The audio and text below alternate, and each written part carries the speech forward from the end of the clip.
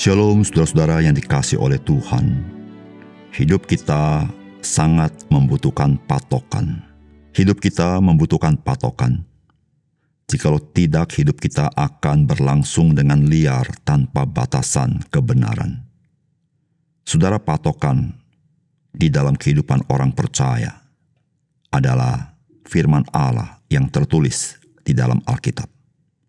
Salam jumpa dalam program Tuhan adalah Gembalaku. Saudara, seberapa pentingkah peringatan-peringatan bagi kehidupan kita? Dan untuk apakah peringatan-peringatan tersebut? Tentu saudara sering melihat peringatan-peringatan lalu lintas, khususnya saat kita dalam perjalanan keluar kota. Misalnya, sekarang kurangi kecepatan. Atau, awas jalan menurun.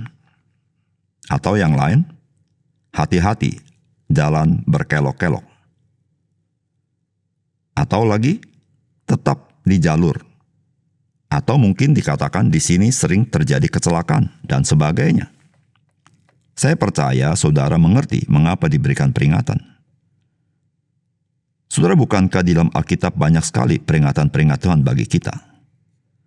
Peringatan agar kita waspada akan bahaya, namun peringatan untuk mengingatkan kita akan perbuatan kasih Tuhan kepada kita. Saudara, kita seringkali terlena dalam kehidupan kita, dan kita tidak lagi hidup berjaga-jaga. Saat itulah kita menyimpang dan lupa kepada Tuhan. Jikalau demikian, pentingkah kita membaca firman Tuhan setiap hari? Saudara, mari kita membaca Ulangan pasal 31, ayat 14-21. Kemudian berfirmanlah Tuhan kepada Musa, "Sesungguhnya sudah dekat waktunya bahwa engkau akan mati.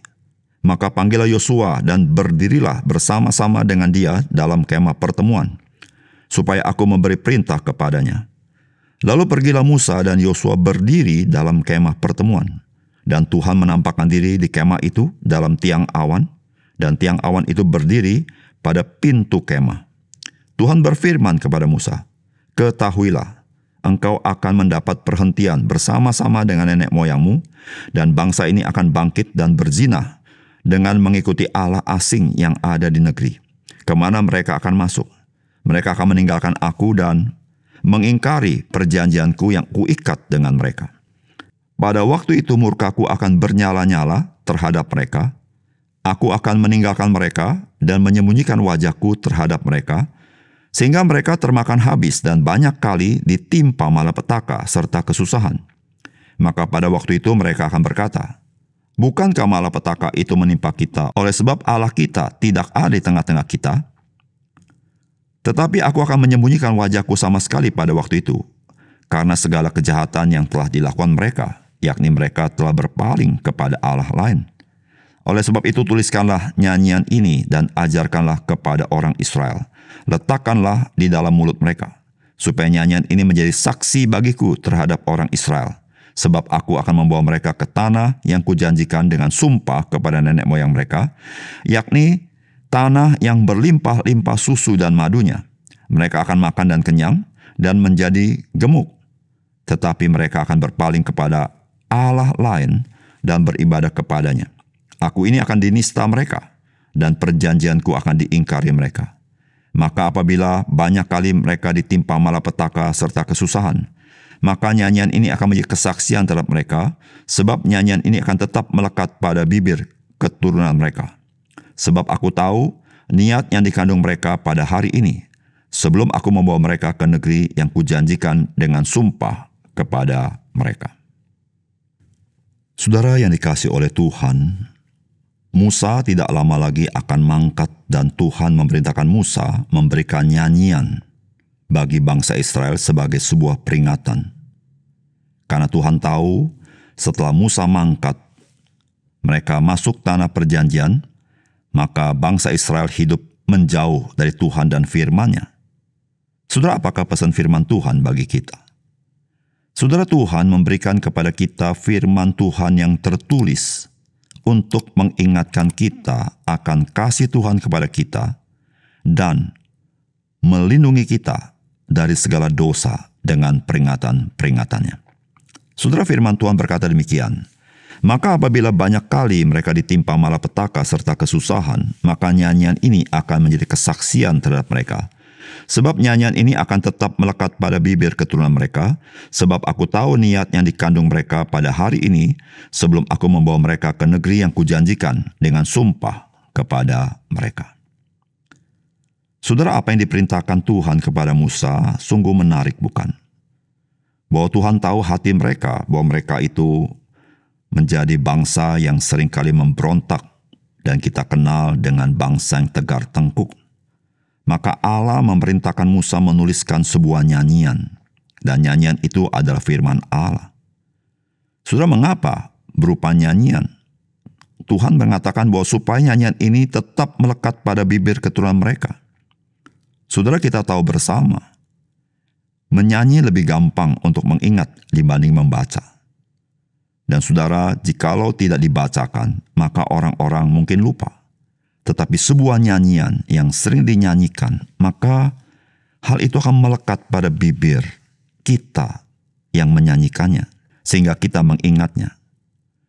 Nah saudara, Tuhan memerintahkan Musa menuliskan nyanyian ini sebagai peringatan bagi bangsa Israel. Peringatan apa? Yaitu mengingatkan mereka akan kasih Tuhan yang luar biasa bagi mereka, menebus mereka daripada perbudakan. Bukan itu saja, sebuah peringatan bagi mereka bahwa Allah adalah Allah pencemburu, Allah yang menghakimi, supaya mereka jangan berbuat hal-hal yang tidak memperkenankan Tuhan.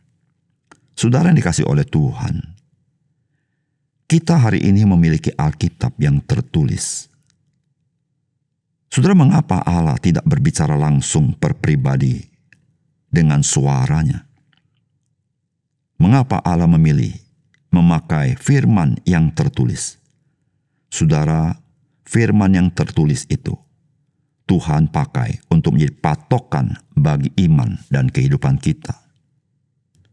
Sehingga manusia tidak dapat berdalih ketika dia melanggar akan firman Allah. Termasuk juga orang percaya. Supaya orang percaya memiliki pengenalan akan Tuhan. Dan juga memiliki pengenalan apa yang Tuhan inginkan dalam hidup orang percaya. Sehingga saudara, kita sebagai orang percaya, kita tidak berjalan dalam hidup ini seperti orang buta yang tidak ada patokan di dalam perjalanan kita. Oleh karena itu, saudara, betapa pentingnya kita membaca Alkitab kita. Betapa pentingnya kita merenungkannya. Karena di dalam Alkitab, Tuhan menyatakan betapa Dia mengasihi kita. Dan apa yang dilakukan ketika Dia mengasihi kita.